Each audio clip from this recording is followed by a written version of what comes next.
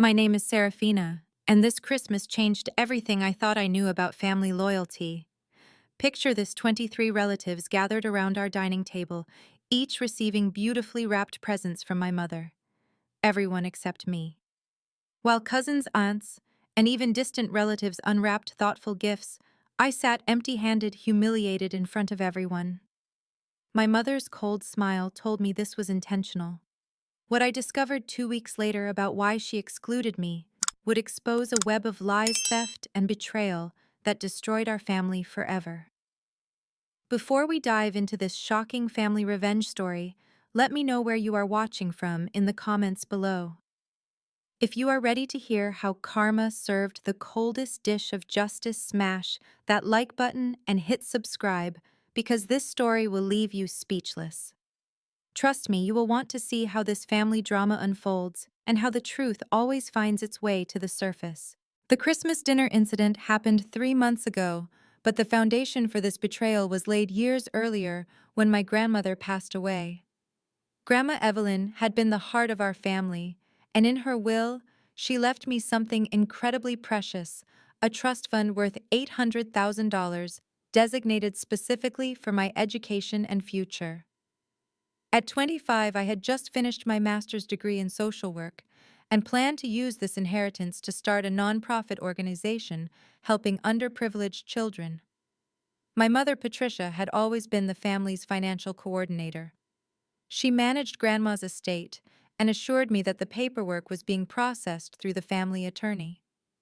Month after month, she provided excuses about legal delays, complicated tax issues, and banking procedures that were supposedly holding up the transfer. I trusted her completely. After all, she was my mother, and family meant everything to our tight-knit clan. The Christmas gift exclusion felt like a public slap, but I initially attributed it to some misunderstanding or oversight. Patricia had been acting strangely distant for months, making sharp comments about my unrealistic dreams and how I needed to get a real job instead of chasing fantasies. When I approached her privately after dinner, asking why I was the only one without a gift, her response chilled me to the bone. "Maybe you should think about what you have done to deserve anything from this family," she said with venom I had never heard before. "Some people need to learn gratitude before they receive rewards." I was completely bewildered. I had always been the responsible daughter, the one who helped with every family event, who checked on relatives, who never asked for anything beyond basic love and respect. Her words made no sense, but the cruelty in her eyes suggested something much deeper was happening. 2 weeks later, while cleaning out some old college textbooks in my childhood bedroom, I discovered a manila envelope that had fallen behind my dresser. Inside were financial documents that my grandmother had apparently given me years ago, documents I had completely forgotten about. As I read through them, my blood turned ice cold. The papers revealed that my grandmother had not simply left me money in a traditional inheritance. She had established an irrevocable trust with very specific terms. The funds could only be accessed by me, and only through a particular law firm that specialized in educational trusts. More importantly, the documents showed that the money had already been transferred into this trust account 2 years ago, shortly after Grandma's death. My hands shaking, I called the law firm mentioned in the paperwork. The attorney, Mr. Davidson, was surprised to hear from me. "Miss Seraphina," he said, "I have been trying to reach you for almost 2 years. Your trust account has been active and ready for disbursement this entire time. I sent multiple letters to your family's address requesting that you contact our office to complete the final paperwork." The truth hit me like a physical blow. Patricia had been intercepting all correspondence from the law firm. She had been lying to me about legal delays and complications while the money sat waiting for me to simply show up and claim it. But the horror did not stop there. Mr. Davidson continued. "Actually, I am glad you called. We have had some unusual activity on your account. Someone has been making inquiries about transferring the funds, claiming to be your legal representative. They provided forged documentation suggesting you had given them power of attorney. We of course denied all such requests since our records show no such arrangement exists." My mother had not only been hiding my inheritance from me, she had been actively trying to steal it. The $800,000 that Grandma had specifically designated for my future was being targeted by the woman I trusted most in the world. That evening, I confronted Patricia directly. I walked into her house with the legal documents in hand and asked her to explain why she had been intercepting my mail and lying about my inheritance. Her reaction was not denial or shame, but pure rage. "That money should belong to the whole family," she screamed. "Your grandmother was foolish to give everything to one person while the rest of us struggle with bills and mortgages. You are selfish and ungrateful just like she was." She admitted to hiding the letters and attempting to gain access to the funds. In her twisted logic, she believed she was entitled to redistribute my inheritance among family members who, in her opinion, deserved it more than I did. She had been planning to divide the money between my three cousins, claiming they needed it for their houses and businesses. The Christmas gift exclusion had been her petty revenge against me for what she saw as my selfishness in not sharing wealth that was never hers to distribute. She had deliberately humiliated me in front of the entire extended family as punishment for supposedly being greedy, even though I had no idea the money was even available to me. But Patricia's crimes went deeper than just intercepting mail and attempting fraud. As I dug further into the situation, I discovered that she had been telling other family members that I was already receiving money from the trust and refusing to help them with their financial struggles. She had painted me as a selfish, wealthy family member who was hoarding resources while my cousins faced real hardships. This explained why several relatives had been treating me coldly over the past year. They believed I was sitting on hundreds of thousands of dollars while watching them struggle with unemployment, medical bills, and mortgage payments. Patricia had systematically poisoned my relationships with my entire extended family by spreading lies about my supposed wealth and selfishness. The woman who had raised me, who I had trusted with every secret and dream, had orchestrated an elaborate campaign of character assassination while simultaneously attempting to steal the financial foundation of my future. Every family gathering where relatives seemed distant, every holiday where I felt inexplicably excluded, had been the result of her deliberate manipulation. As I sat in my car outside her house that night, I realized that Patricia had not just tried to steal my money. She had stolen my reputation, my family relationships, and my sense of belonging in my own family. The Christmas gift incident was just the final cruel flourish in a long campaign of betrayal that had been building for 2 years. The next morning, I made a decision that would change everything. Instead of confronting Patricia privately or handling this as a quiet family matter, I chose to expose her crimes systematically and publicly. She had humiliated me in front of the entire family. Now it was time for the truth to emerge in the same public forum. My first step was securing legal protection for myself and my inheritance. I drove directly to Mr. Davidson's law firm and completed all necessary paperwork to access my trust fund. We also filed a formal complaint with both the police and the State Bar Association regarding Patricia's attempted fraud and forgery. Mr. Davidson assured me that her actions constituted multiple felonies, including mail theft, attempted wire fraud, and identity theft. Next, I needed to address the lies Patricia had spread throughout our extended family. I could not simply tell people the truth. After 2 years of her poisoning the well, I needed concrete evidence that would be impossible to deny or dismiss. I began by creating a comprehensive document that included copies of all the legal paperwork from Grandma's original will, the trust documents correspondence from the law firm, and a timeline showing exactly when Patricia had been intercepting my mail. I also included bank statements, proving that I had never received any money from the inheritance, contrary to what she had been telling everyone. But I wanted more than just documentation.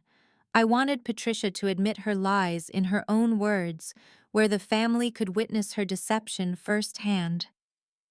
I organized what I called a family financial meeting, inviting all the relatives who had been involved in the Christmas dinner incident. I told everyone that I had discovered some important information about Grandma's estate that affected the entire family, and I wanted to clear up some misunderstandings that had been causing tension.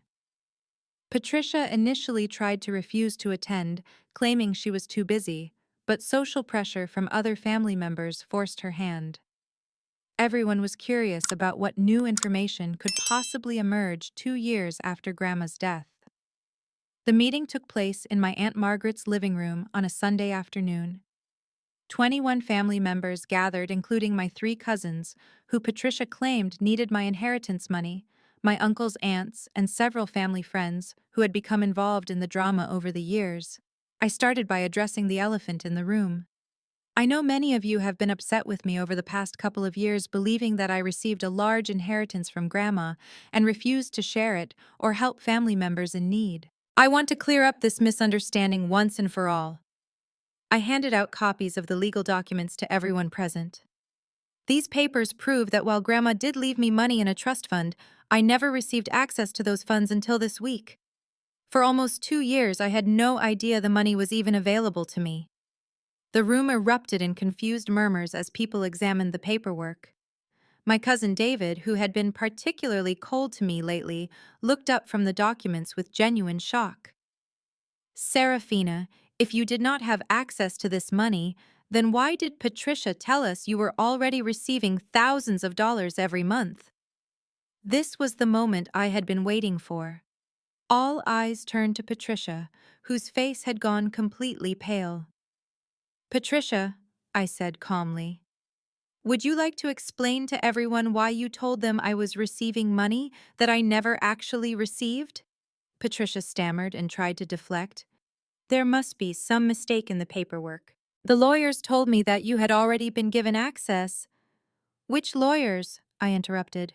Because I spoke directly with Mr. Davidson from the law firm handling Grandma's trust, and he confirmed that no money has ever been disbursed to me. In fact, he told me that someone had been trying to gain unauthorized access to my account using forged documents. The room became deadly silent. My Uncle Robert, who worked in banking, examined the documents more closely and confirmed that everything appeared legitimate and official. But I was not finished. I pulled out my phone and played a recording I had made of my conversation with Mr. Davidson, where he clearly stated the timeline of events and confirmed that Patricia had been making unauthorized inquiries about my account.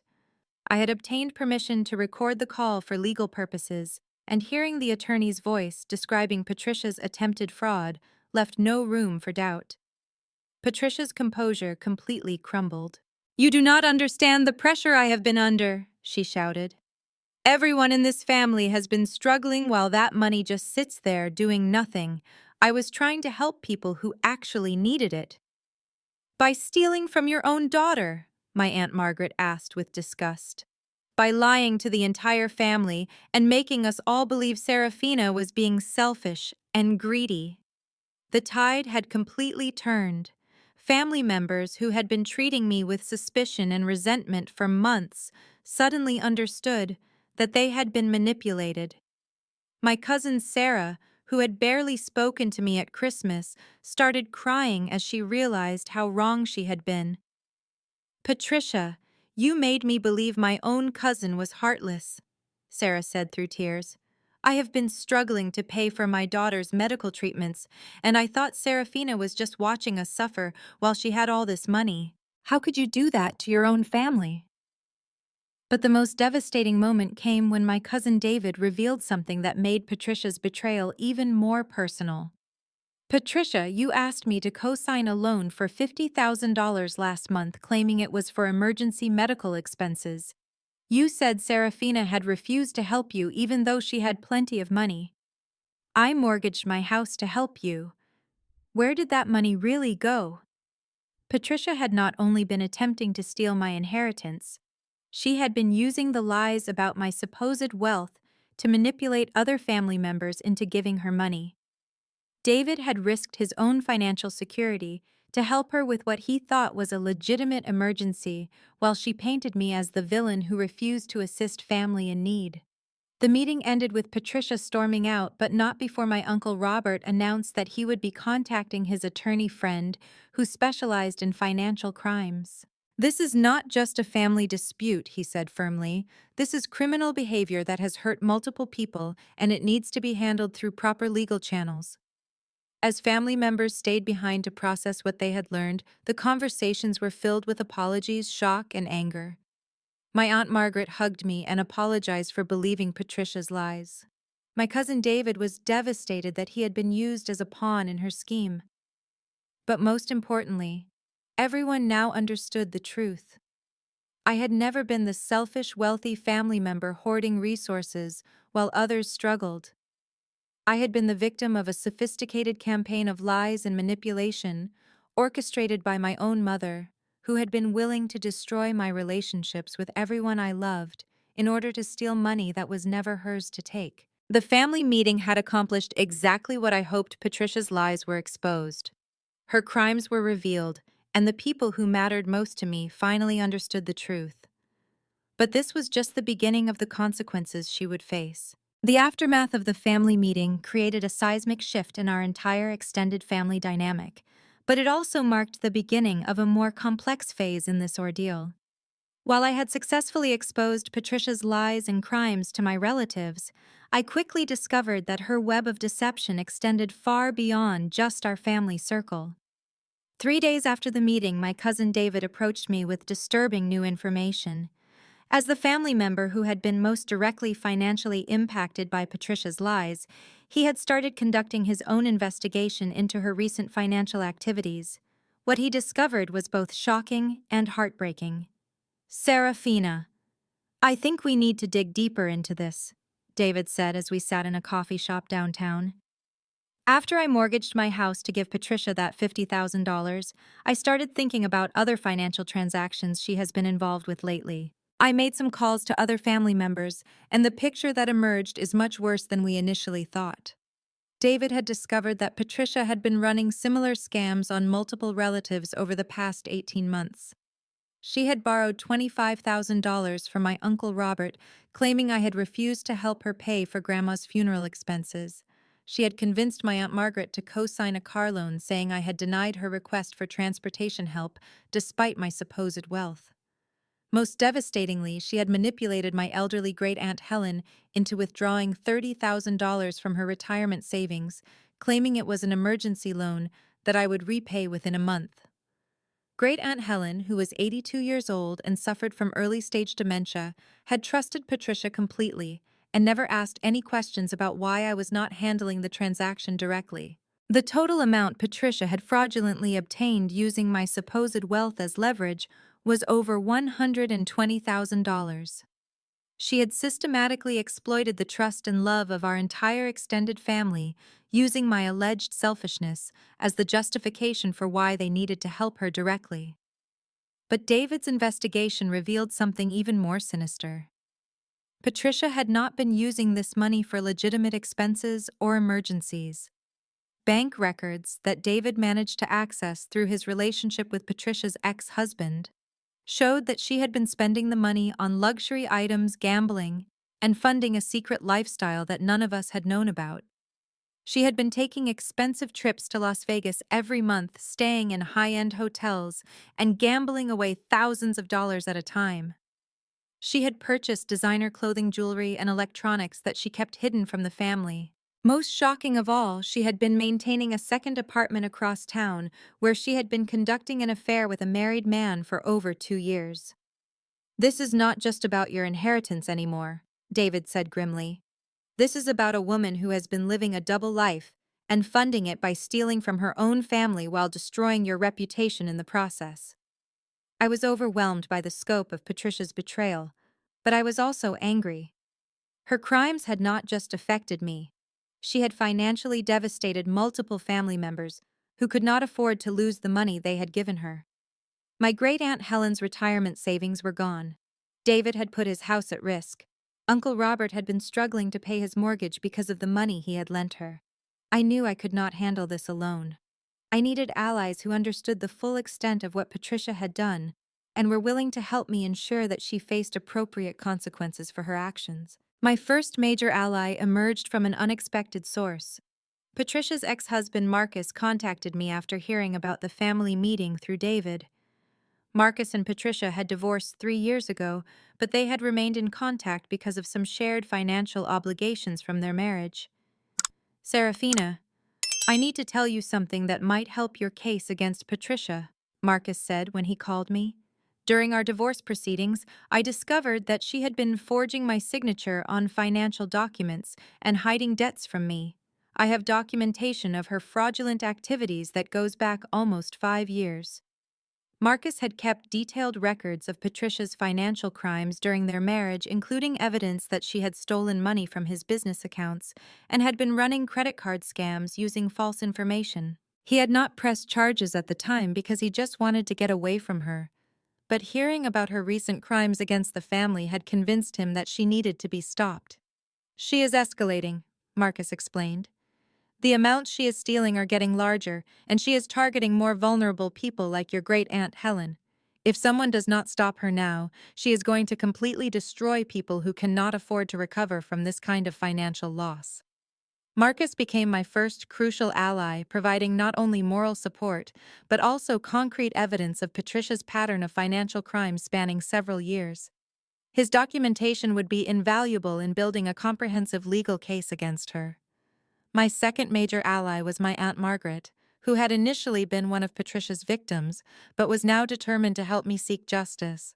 Aunt Margaret worked as a paralegal for a criminal defense attorney, and she had connections throughout the local legal community that would prove invaluable. We need to coordinate our efforts, Aunt Margaret advised. If multiple family members file separate complaints against Patricia, the prosecutors might not see the full scope of her crimes. But if we work together to present a unified case showing her systematic fraud against the entire family, the charges will be much more serious. Aunt Margaret helped me organize all the evidence we had gathered and connected me with a prosecutor who specialized in family financial crimes. She also helped coordinate with other family members who wanted to file charges, ensuring that we presented a cohesive narrative of Patricia's criminal behavior.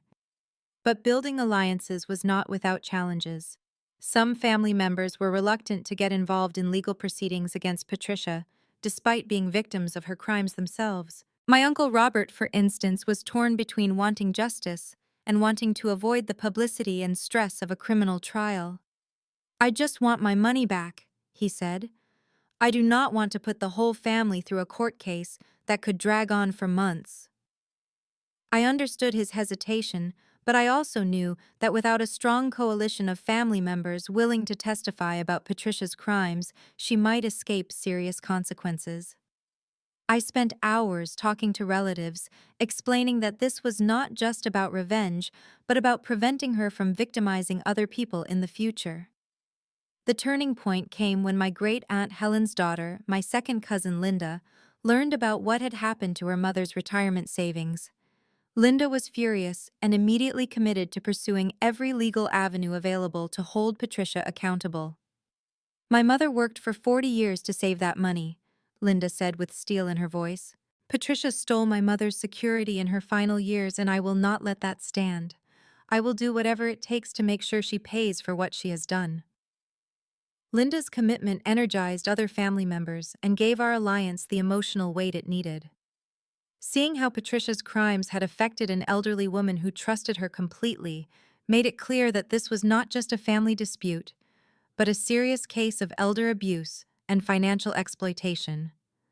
By the end of the month, we had assembled a formidable coalition: myself, David, Marcus, Aunt Margaret, Linda, and eventually Uncle Robert, along with several other family members who had been affected by Patricia's lies and manipulation. We had documentation, witness testimony, bank records, and a clear timeline of criminal activity spanning several years. We also had the support of Mr.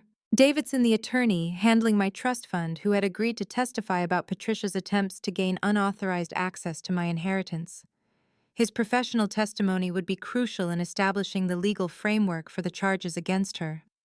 But most importantly, we had discovered that Patricia's crimes extended beyond our family.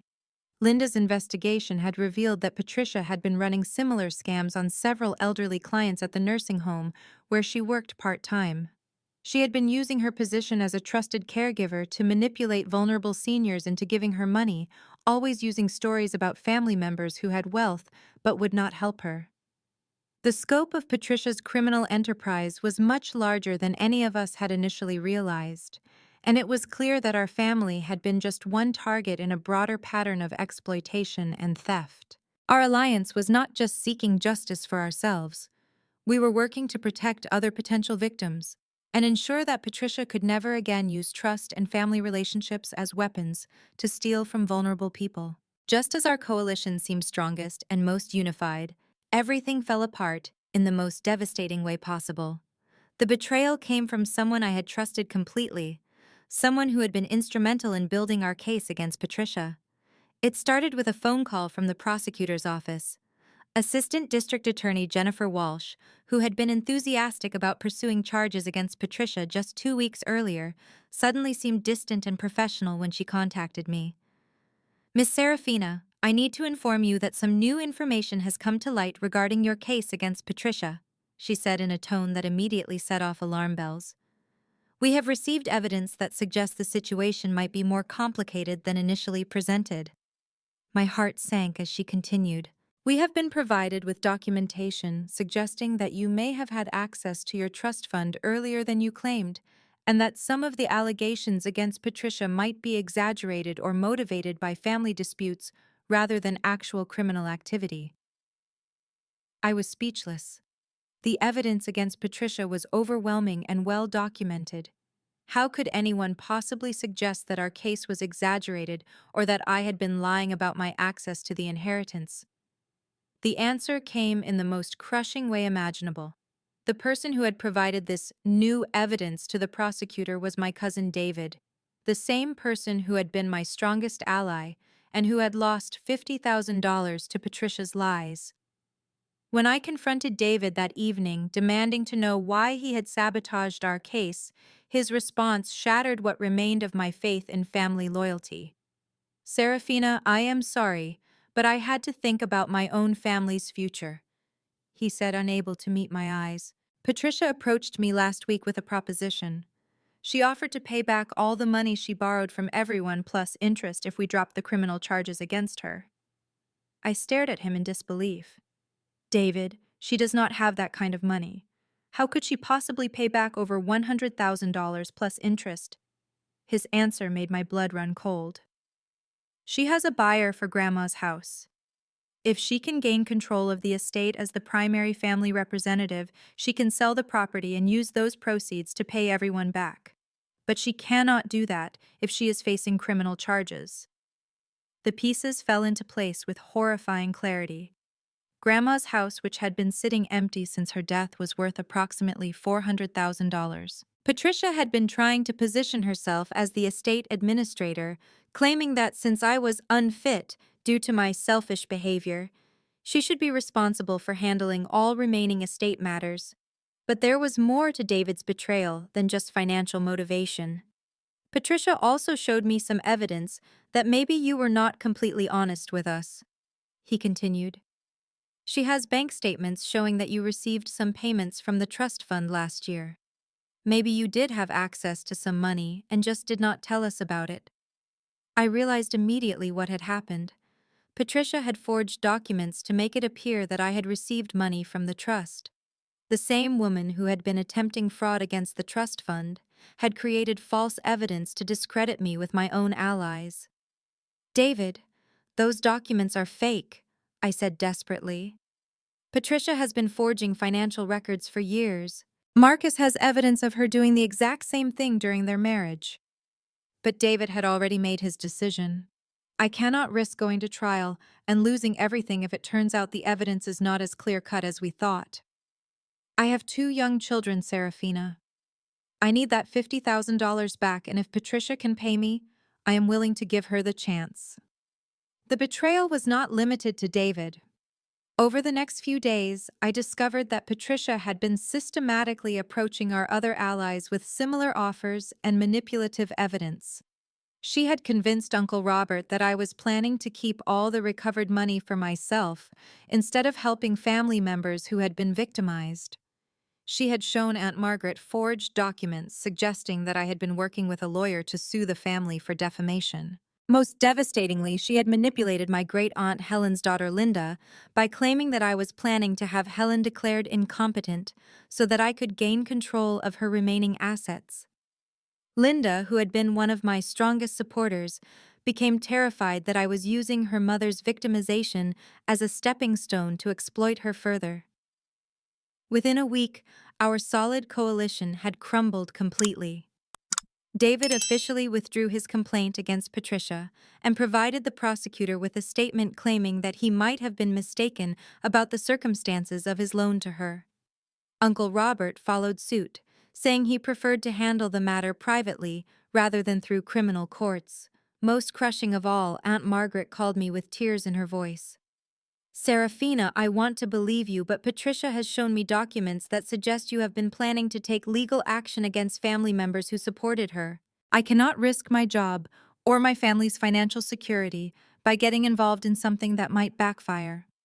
The prosecutor, faced with key witnesses withdrawing their support and claims of conflicting evidence, decided that the case was too complicated and potentially unreliable to pursue. Without unified testimony from the family members involved, this looks like a civil dispute rather than a clear-cut criminal matter, ADA Walsh explained. I recommend you pursue this through civil courts instead.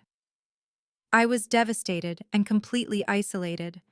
Patricia had not only escaped criminal prosecution, she had managed to turn my own allies against me using the same techniques of manipulation and lies that had gotten us into this situation in the first place. But the worst part was watching how Patricia celebrated her victory. She organized a family dinner pointedly inviting everyone who had abandoned our coalition. She played the role of the wounded mother who had been falsely accused by a greedy daughter, accepting sympathy and support from relatives who just days earlier had been calling for her prosecution. At that dinner, which I learned about secondhand, Patricia announced her plans to take control of Grandma's estate and sell the house.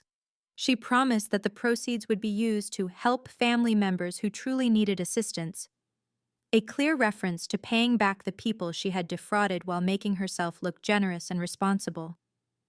The betrayal by David and the others had not just destroyed our legal case, it had given Patricia exactly what she wanted from the beginning. She was positioned to gain control of hundreds of thousands of dollars in additional family assets, while painting herself as the victim of a vindictive daughter's false accusations. As I sat alone in my apartment that night, I realized that Patricia had outmaneuvered me completely. She had used the same skills that made her an effective manipulator to divide and conquer the coalition that threatened her. She had offered financial incentives to people who desperately needed money, created fake evidence to cast doubt on my credibility, and exploited the deepest fears and insecurities of family members who had trusted me. I had lost not only the chance for legal justice, but also the support and trust of people I had considered my closest allies. Patricia had proven that blood relations meant nothing when money and manipulation were involved, and that even victims of her crimes could be turned into her defenders if the pressure was applied correctly. But what I did not know was that Patricia's victory celebration was premature, and that her latest manipulations had been witnessed by someone who would prove to be the most powerful ally I could have ever hoped for. My salvation came from an entirely unexpected source, someone who had been quietly observing Patricia's criminal behavior for much longer than any of us had realized. 3 days after our coalition collapsed and Patricia seemed to have won completely, I received a call that would change everything. Miss Seraphina, my name is Detective Maria Santos with the Financial Crimes Unit, the voice said. I understand you recently attempted to file charges against your mother for financial fraud. I would like to meet with you because we have been investigating Patricia for several months as part of a larger case involving elderly abuse and financial exploitation. I could barely believe what I was hearing. While our family had been struggling to build a case against Patricia, law enforcement had already been tracking her criminal activities as part of an ongoing investigation into systematic fraud targeting senior citizens. Detective Santos explained that Patricia had come to their attention 6 months ago when a social worker at Sunset Manor nursing home noticed unusual financial activity among several residents. Multiple elderly clients had been withdrawing large amounts of cash and writing checks to Patricia, always with stories about family emergencies or investment opportunities that required immediate payment. Your mother has been using her position as a part-time aide at the nursing home to identify vulnerable targets, Detective Santos explained when we met at the police station. She would spend weeks building trust with residents who had cognitive impairments or limited family support, then gradually convince them to give her money for various fabricated emergencies. The scope of Patricia's crimes was staggering. Over the past 18 months, she had stolen approximately $250,000 from 12 different nursing home residents. She had perfected a system of identifying victims who were isolated, confused, or desperate for human connection, then exploiting their vulnerabilities with carefully crafted stories about financial crises. But Detective Santos had even more devastating evidence. We have been conducting surveillance on Patricia for the past 3 months, including recording some of her interactions with potential victims and monitoring her financial transactions. We also have documented evidence of her recent attempts to manipulate your family members and interfere with your criminal complaint. The detective showed me surveillance footage of Patricia meeting with David at a restaurant where she could be seen handing him forged bank documents and what appeared to be a check. They had recorded her phone conversations with Uncle Robert, where she made threats about making life difficult for family members who did not cooperate with her version of events. Most importantly, they had evidence of her forging my signature on documents she presented to various family members as proof that I had been lying about my access to the trust fund. The forgery evidence alone was sufficient for multiple felony charges. The reason I am reaching out to you now is that Patricia has accelerated her criminal activity, Detective Santos continued. After your family meeting exposed some of her earlier crimes, she has become more aggressive and reckless. She has already approached 3 new nursing home residents with investment scams, and she is trying to gain power of attorney over 2 elderly clients so she can access their bank accounts directly. Detective Santos explained that they needed my cooperation to build the strongest possible case against Patricia, but this time we would not be relying on family members who could be manipulated or intimidated. The state had its own evidence and its own witnesses, and Patricia's recent attempts to obstruct justice had only added more serious charges to her eventual indictment. But the detective also introduced me to someone who would prove to be my most powerful ally, Margaret Foster, a forensic accountant who specialized in financial elder abuse cases and had been working with law enforcement to trace Patricia's money trail. Margaret had discovered that Patricia's criminal enterprise was even more sophisticated than anyone had realized. She had been running multiple parallel schemes, including identity theft, credit card fraud, and investment scams, all while maintaining her cover as a devoted family member and trusted caregiver. Patricia has been living far beyond her legitimate income for almost 3 years, Margaret explained as she showed me detailed financial records. She has been funding a lifestyle that costs approximately $8,000 per month through various forms of theft and fraud. The money she stole from your family members was just one revenue stream among many. Margaret had traced Patricia's spending to luxury apartments, expensive cars, gambling losses, and payments to a private investigator she had hired to dig up dirt on family members who might pose a threat to her schemes. She had even been paying a lawyer to help her gain control of additional estate assets from elderly clients at the nursing home. Most shocking of all, Margaret had discovered that Patricia had been planning to fake her own death once she had extracted enough money from all her various victims. She had already purchased a false identity and had been preparing to disappear with over $500,000 in stolen funds. Your mother is not just a family member who made some bad decisions, Margaret said grimly. She is a career criminal who has been systematically destroying the financial security of vulnerable people for years. If we do not stop her now, she will disappear and continue this pattern in another location with new victims. But Margaret and Detective Santos offered me something that our family coalition had lacked: professional expertise and legal immunity from Patricia's manipulation tactics. They could not be bought off with promises of repayment, intimidated with threats, or confused with forged documents. They also provided me with protection that I desperately needed. Patricia had become increasingly erratic and aggressive as her schemes began to unravel. Detective Santos informed me that Patricia had been making threats against several family members who had originally supported the case against her, and there was concern that she might become violent if she felt completely cornered. The detective arranged for me to be placed in a temporary protective program while they finalized their investigation and prepared for Patricia's arrest. More importantly, they helped me understand that I had been the target of a sophisticated criminal who had been manipulating and gaslighting me for years, and that none of her actions were my fault or the result of anything I had done wrong. Patricia targeted you specifically because you had access to significant financial resources through your inheritance, Detective Santos explained. But she also targeted you because you are naturally trusting and loyal to family. Those are good qualities that she exploited, not character flaws on your part. Working with Margaret and Detective Santos, we prepared a comprehensive case that included not only Patricia's crimes against our family, but also her systematic exploitation of nursing home residents and her broader pattern of financial fraud. The evidence was overwhelming and impossible to dispute or manipulate. Most importantly, we had identified and protected her current potential victims.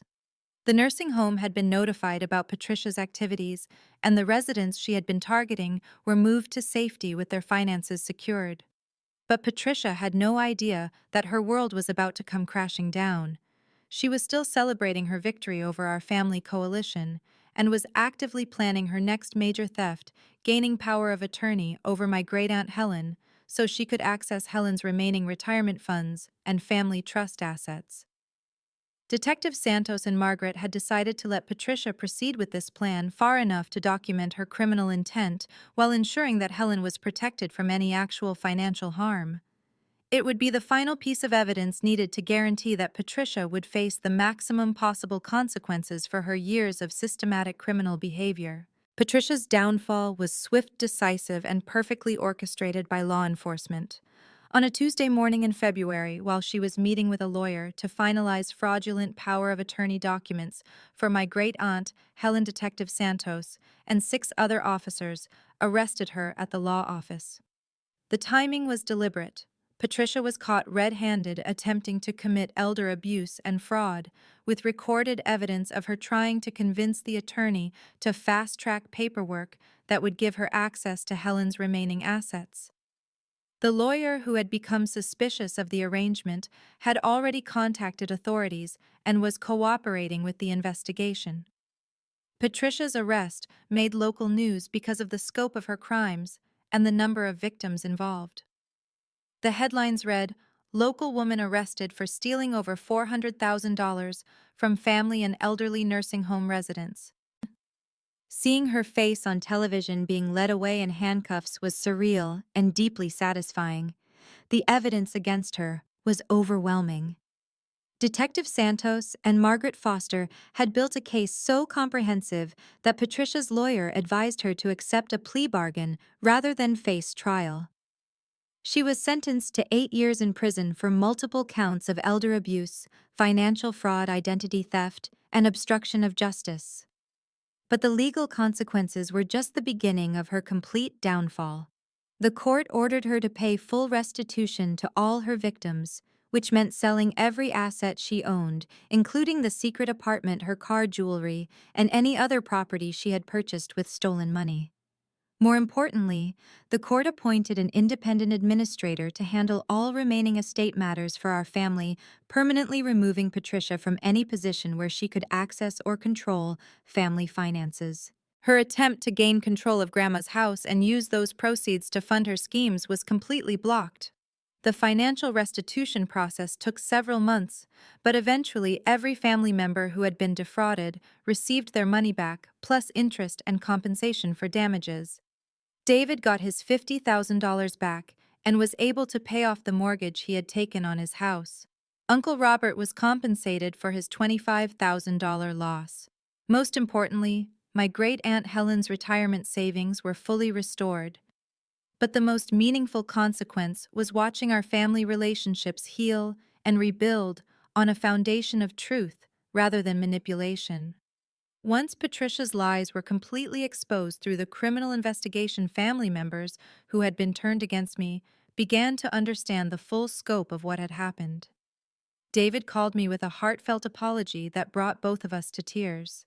Seraphina, I am so sorry I believed her lies and abandoned you when you needed support the most.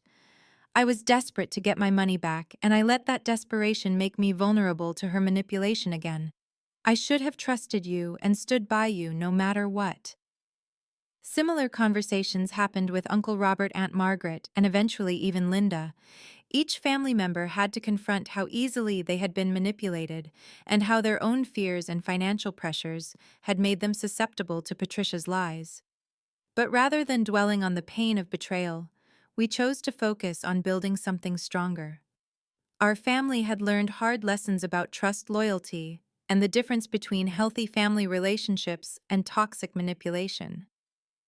I finally gained access to my grandmother's trust fund, which had grown to over $900,000 during the years it sat untouched.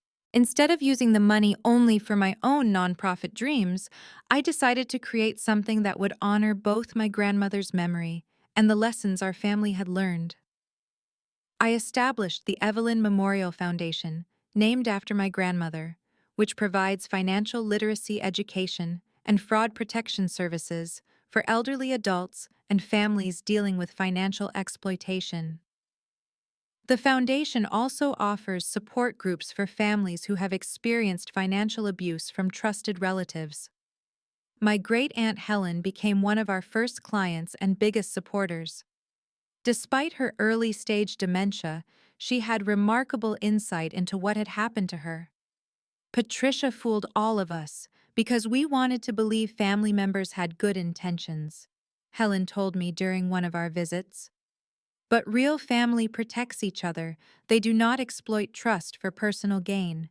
The foundation became my way of transforming the trauma of Patricia's betrayal into something that could help other families avoid similar devastation.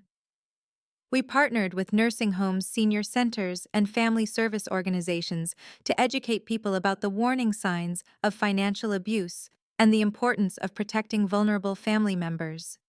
But perhaps the most healing aspect of this entire experience was discovering what chosen family really means. Detective Santos and Margaret Foster remained close friends and mentors long after the legal case was resolved. Marcus, Patricia's ex-husband, became an unexpected ally and friend who understood the unique trauma of being betrayed by someone you trusted completely. Even some of the nursing home residents who had been victimized by Patricia became part of my extended chosen family. We formed a support group that met monthly, sharing our experiences and supporting each other through the healing process. The family members who had stood by me during the darkest moments became closer than we had ever been before. David and I developed a relationship based on honesty and mutual respect, rather than just family obligation. Aunt Margaret became a mentor who helped me navigate the legal and emotional complexities of recovering from financial abuse. As I reflect on this experience now, almost 2 years after that horrible Christmas dinner, I realize that Patricia's betrayal, while devastating, ultimately revealed the difference between authentic love and manipulative control. Real family supports your dreams and growth. They do not steal from your future to fund their own selfish desires. The Christmas gifts incident that started this whole nightmare seems almost insignificant now compared to everything that followed. But it was the moment that cracked open the facade Patricia had maintained for years, allowing the truth to finally emerge. Today, I run a successful nonprofit organization that has helped over 200 families recover from financial exploitation. My great-aunt Helen is safe and well cared for, surrounded by people who genuinely love and protect her. The family members who matter most to me have relationships built on honesty and mutual respect rather than fear and manipulation. Patricia will be released from prison in 6 years, but she will never again have the power to hurt me or anyone else in our family. More importantly, I have learned that family is not just about blood relations. It is about the people who choose to love, support, and protect each other through both good times and crises. Have you ever experienced betrayal from someone you trusted completely? Or witnessed karma deliver justice to someone who thought they had gotten away with terrible actions? I would love to hear your stories about family loyalty, chosen family, and how justice sometimes takes time but always finds its way to the surface. Please share your thoughts in the comments below. Hit that like button if this story resonated with you, and subscribe for more real-life stories about family drama, betrayal, and the sweet satisfaction of watching truth prevail over manipulation. Thank you for joining me on this journey. And remember that sometimes the most painful betrayals lead us to discover who our real family truly is and show us the strength we never knew we had.